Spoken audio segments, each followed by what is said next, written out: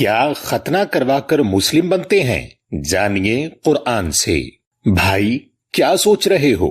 بھائی کل مجھے ایک دوست ملا، اس کے گھر بیٹا پیدا ہوا ہے، تو وہ بتا رہا تھا کہ اس کو اپنے بیٹے کی ختنہ کرانی ہے بیٹے کو مسلمان بنانے کے لیے۔ تو بھائی کیا واقعی ختنہ کرانے سے مسلم بنتے ہیں؟ بھائی مسلم بننے کا طریقہ ہم بعد میں بتاتے ہیں، مگر کیا آپ کو پتا ہے کہ قرآن میں ختنہ کرانے کا کوئی حکم نہیں؟ کیا واقعی بھائی قرآن میں ختنہ کرانے کا کوئی حکم نہیں؟ جی بالکل کوئی حکم نہیں۔ یا اللہ! اچھا بھائی، اگر قرآن میں ختنہ کرانے کا حکم نہیں تو ختنہ کا کوئی ذکر تو ہوگا؟ جی نہیں بھائی، قرآن میں ختنہ کا کوئی ذکر بھی نہیں۔ تو بھائی پھر یہ ختنہ کا عمل دین میں کہاں سے آیا؟ جی بھائی آئیے یہ دیکھتے ہیں کہ ختنہ کا حکم کس کتاب میں ہے۔ آپ بائبل کے پرانے عہد نامہ جینیسس کے چیپٹر 17 کو 12 سے 14 تک دیکھیں۔ جینیسس چیپٹر 17 ورس 12۔ آج کے بعد سے تمہارے پاس پیدا ہونے والے ہر نرینہ بچے کو پیدائش کے 8 دن بعد ختنہ کروانا ہوگا۔ یہ قاعدہ و قانون تمہارے گھر میں پیدا ہونے والے خادموں کے لیے اور غیر ممالک سے خرید کر لائے گئے نوکروں کے لیے بھی لازم ہوگا۔ میرے اور تیرے درمیان ہوئے معاہدے کے لیے یہ بطور نشانی ہوگا۔ جینیسس چیپٹر 17 ورس 13۔ اس طرح ہر ایک لڑکے کا ختنہ کیا جانا چاہیے۔ تمہارے گھر میں پیدا ہونے والے ہر ایک لڑکے یا پھر خریدے گئے ہر ایک لڑکے کے ساتھ یہی کیا جانا چاہیے۔ جو معاہدہ میں نے تیرے ساتھ کیا ہے ہمیشہ کے لیے رہے گا۔ جینیسس چیپٹر 17 ورس 14۔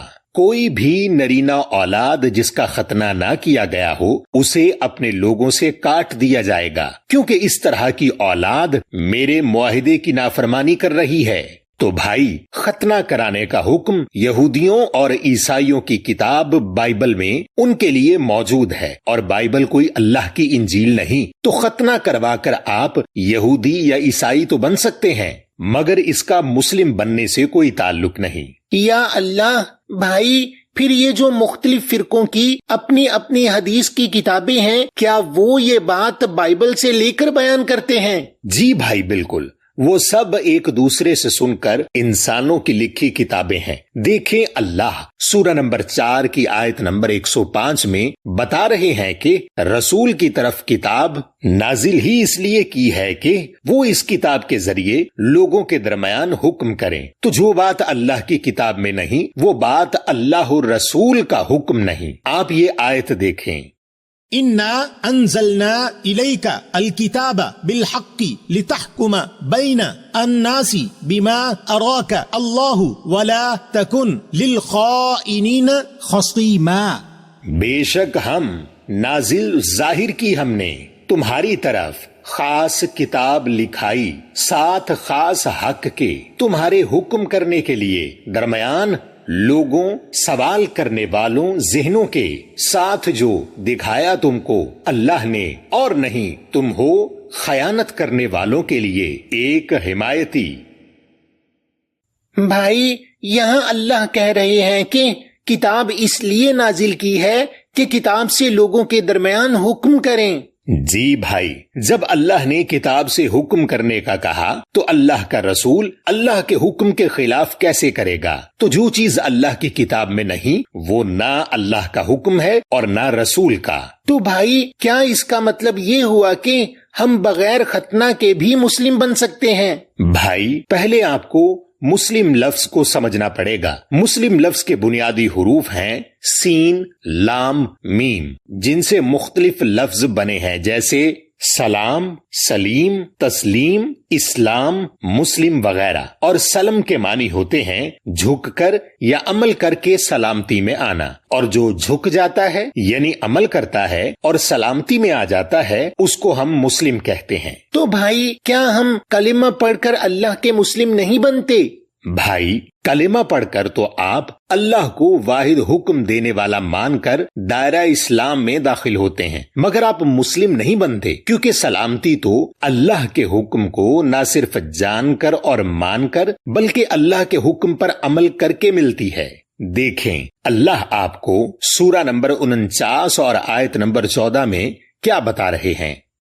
قالت الأعراب آمنا قل لم تؤمنوا ولكن قولوا أسلمنا ولما يدخل الإيمان في قلوبكم وإن تطيعوا الله ورسوله لا يلدكم من أعمالكم شيئا إن الله غفور رحيم۔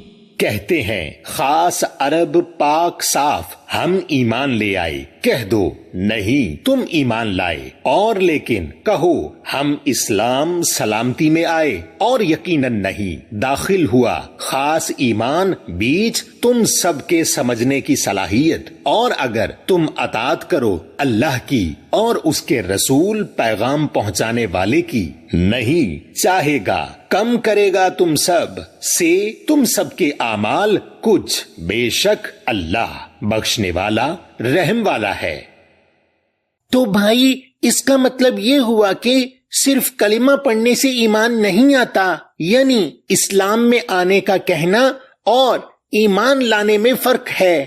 جی بھائی، آپ اسلام میں اللہ کو واحد حکم دینے والا مان کر داخل ہوتے ہیں، اور آپ کا ایمان آپ کے قرآن سے علم کے ساتھ آتا ہے۔